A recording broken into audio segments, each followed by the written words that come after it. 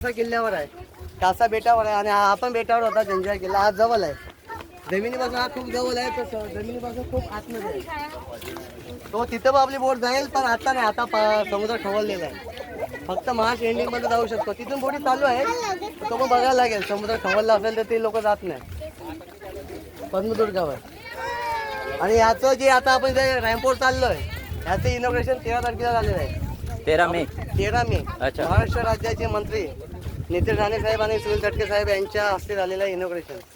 आता जवळजवळ आज 6 दिवस झालेले आहेत. तर तुम्ही इकडे हा रॅम्प पाहू शकता. आणि सध्या मी आहे जंजिरा किल्ला दिघीवरून. आम्ही बोटीने इथे आलो जंजिरा किल्ल्याच्या इथे. तर माझ्यासमोर तुम्ही पाहू शकता, इकडे आहे जंजिरा किल्ला.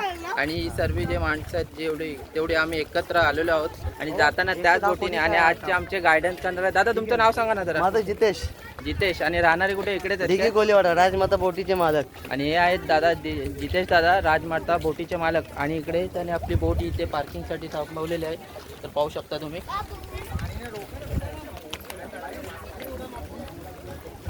आणि संपूर्ण बरेच खूप सुंदर आणि स्वच्छ असं आहे.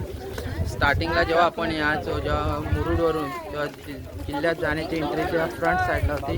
आणि आत्ता आपण दिघीहून आल्यामुळे किल्ल्यात जाण्याची जी एंट्री आहे त्या मागच्या बाजूने आहे. आणि हा आहे आपला जंजिरा किल्ला, समुद्राच्या मधोमध बांधलेला. अजूनही तसाच आहे, महाराजांच्या काळातील किल्ला आहे हा. तुम्ही पाहू शकता इकडे.